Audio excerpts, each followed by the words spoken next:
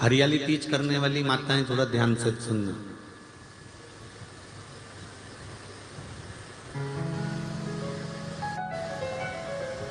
हरियाली तीज जब माताएं करती हैं तो एक हरियाली तीज, एक गणगौर की तीज,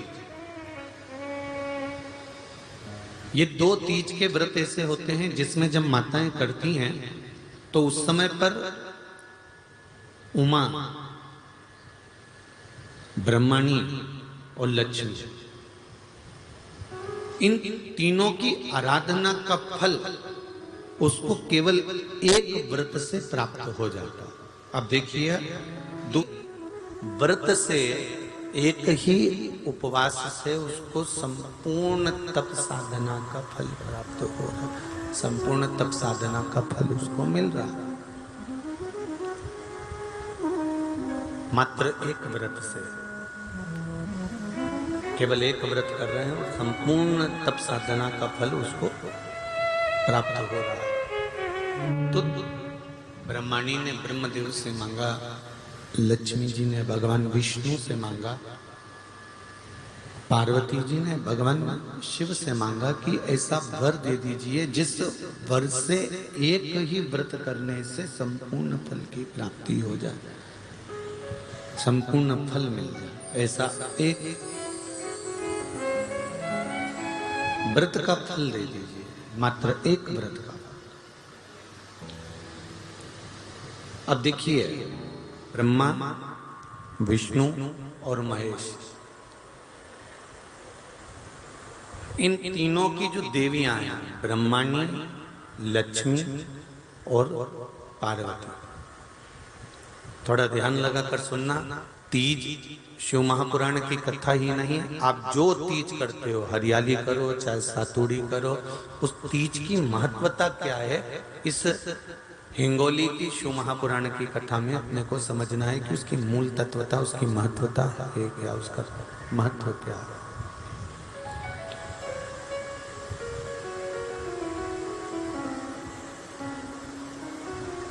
भगवान ब्रह्मा, भगवान विष्णु और भगवान शिव,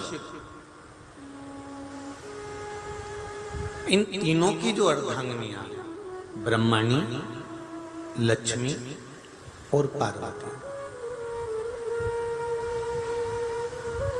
इन तीनों ने तप कर कर, साधना कर कर ब्रह्मदेव को, भगवान विष्णु को और भगवान शंकर को प्राप्त किया।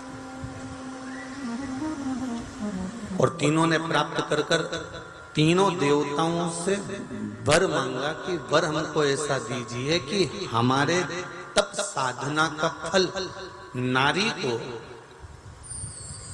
तीज के दिन प्राप्त हो जाए। अब एक बात ध्यान से सुनिएगा, सारे व्रत, आपका अगर स्वास्थ्य खराब हो गया तो आप व्रत छोड़ सकते हो। जितने भी व्रत आप लोग कर रहे हैं पूर्व के, सोमवार, मंगलवार, एकादशी, छठ, पंचमी, चतुर्थी, अगर आपका स्वास्थ्य खराब है तो आप उस व्रत को छोड़ सकते हो, सारे व्रत को छोड़ सकते हो। पर तीज का जो व्रत होता है, ये व्रत एक बार लेने के बाद जब प्राण छूटते हैं तभी ये व्रत समाप्त होता है, अन्यथा बीच में ये व्रत समाप्त नहीं।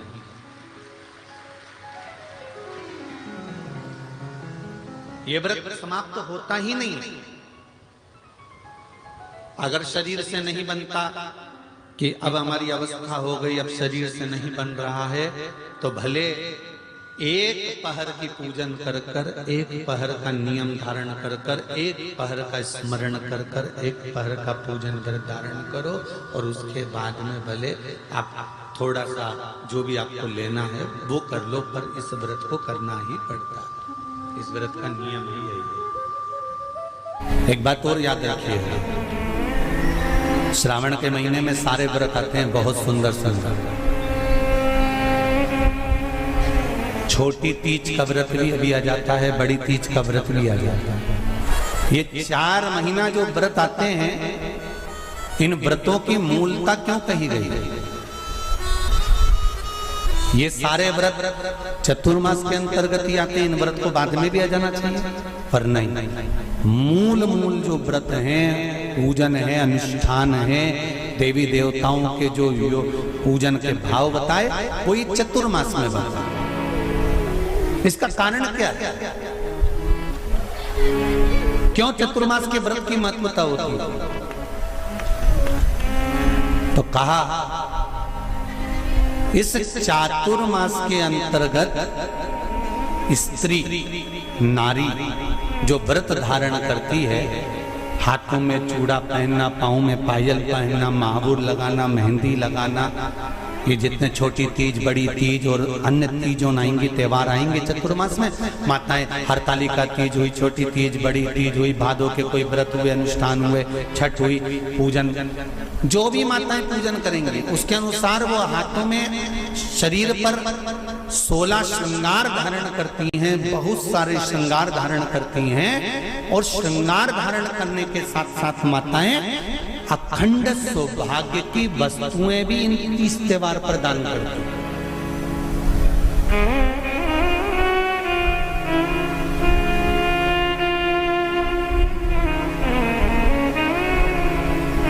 जो अखंड सौभाग्य की सूचक है, जो अखंड सौभाग्य की वस्तुएं वो देने का प्रयास करते हैं, दान।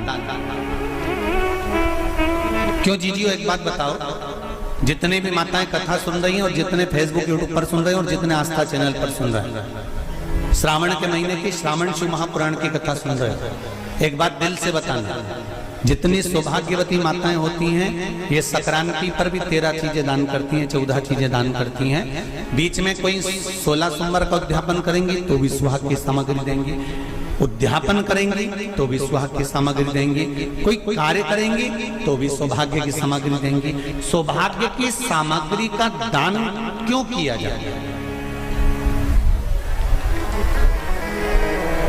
सौभाग्य सूचक वस्तुओं का दान क्यों किया जाए?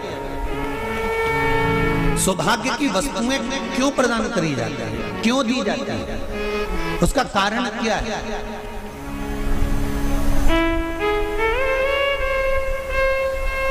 क्यों देते हैं महाराज? भारत की भूमि की सौभाग्यवती माताओं का एक मन की अभिलाषा रहती है, भारत की भूमि की माताओं की एक अभिलाषा रहती है कि जब उसके प्राण छूटे तो अखंड सौभाग्य धारण करके पति के कंधे पर और पुत्र के कंधे पर शमशान कर।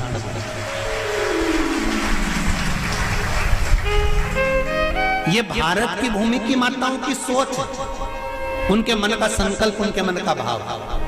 मेरे भारत की माताएं अखंड सौभाग्य की वस्तुएं धारण कर कर अपने आप को गौरवान्वित महसूस करती हैं, और विदेश की माताएं ये सब वस्तुएं उतार कर गौरवान्वित महसूस करती हैं।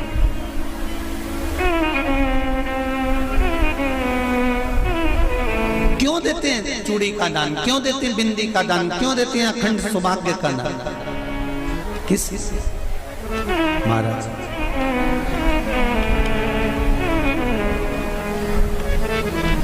मेरे हाथों में भर भर के चूड़ी रहे,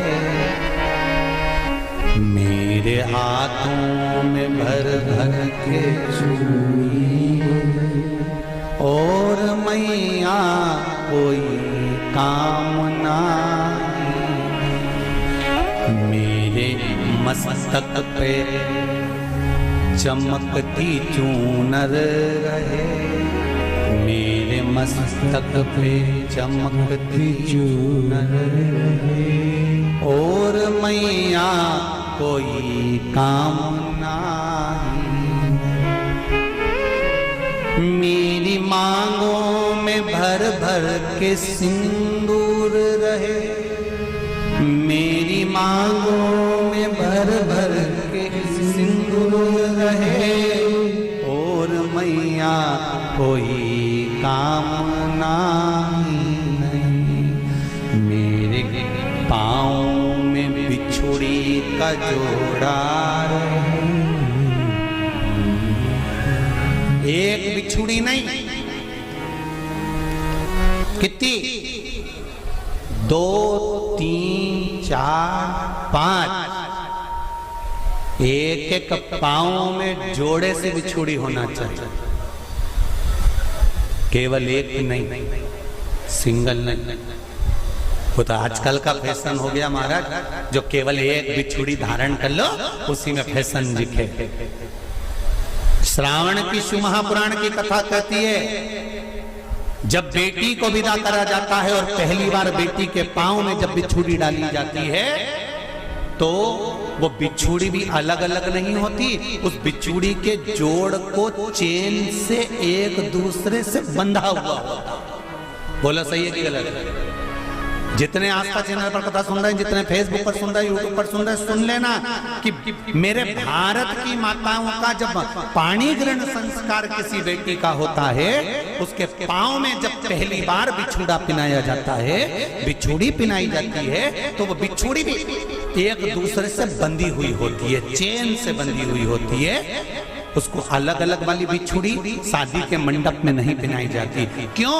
जैसे ये बिछुड़ी एक दूसरे से पांव में बंधी हुई है, तुम्हारी जिंदगी अंतिम श्वास तक ऐसी ही बंधी हुई है, यही वर्णन है।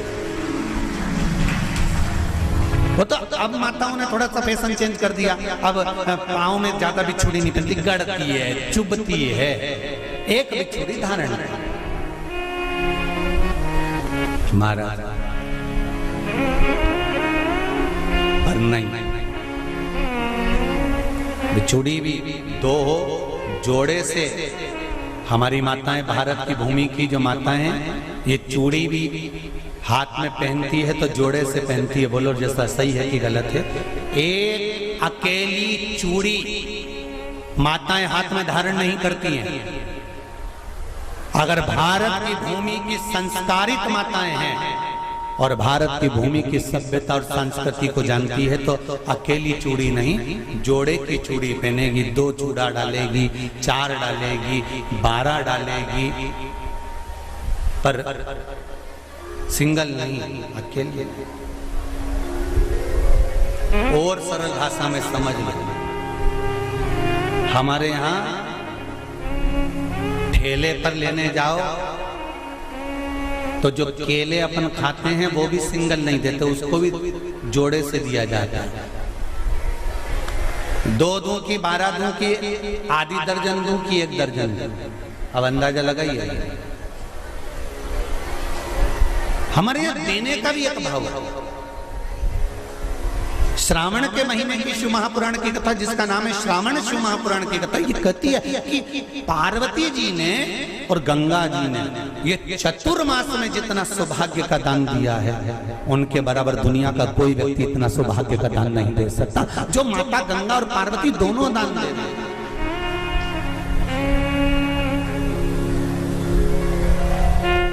प्रतिदिन दे रहे हैं। और अब तो फैशन आ गया, तुम लोगों जो सौभाग्य का दान देते हो प्लास्टिक की डलिया में देते हो, पर एक एक पुराण को उठा कर देख लेना, एक एक उद्यापन को उठा कर देख लेना। जितनी तुम कथा तुम्हारे घर में छोटी छोटी कथाओं की पोथियां पड़ी हो, उनको उठा कर देख लेना। उसमें नहीं लिखा कि प्लास्टिक की डलिया में सौभाग्य की वस्तु का दान दिया जाता है, उसमें लिखा है बांस की पिटारी में, बांस की डलिया में सौभाग्य की वस्तुओं का दान दिया गया। क्यों? क्योंकि बांस वंश की वृद्धि करता है, बांस सौभाग्य की वृद्धि करता है, और बांस अखंड सौभाग्य। जैसे बांस का पौधा बढ़ते चले जाता है, बढ़ते चले जाता है, उसी तरह बांस की डलिया में जब दान दिया जाता है, बांस की टोकनी में जब दान दिया जाता है, तो ये भाव रखा जाता है कि तुम्हारा सौभाग्य ऐसे ही बढ़ता रहे। पर अब थोड़ा सा फैशन चेंज हो गया, तो प्लास्टिक की डलिया, पर प्लास्टिक की नहीं। महाराज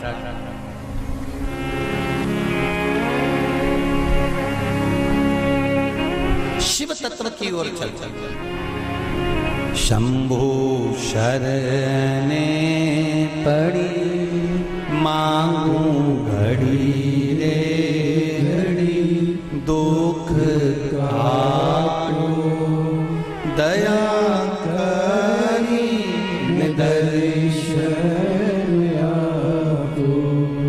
तो गंगा मैया और पार्वती मैया चतुर्मास के अंतर्गत जो त्योहार पड़ता है, चतुर्मास के अंतर्गत जो व्रत पड़ते हैं, ये किसी दूसरे के नहीं है। तीज का व्रत माता पार्वती का, छठ का व्रत माता पार्वती का, चतुर्थी का व्रत माता पार्वती का, ये सारे व्रतों की शुरुआत गंगा और पार्वती ने अपने बल से। बोलो हर हर महादेव। ये अपने बल से बनाना, अपने बल से।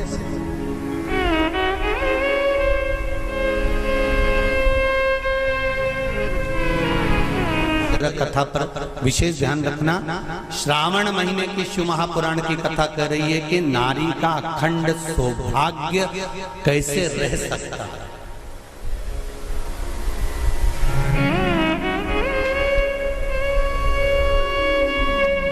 अपने घर के बच्चों को, अपने घर की बेटियों को, बेटों को, अपने घर की बहुओं को, अपने परिवार को कैसे एकजुट कर कर एक साधना में रखा जा सकता है, वो शिव महापुराण।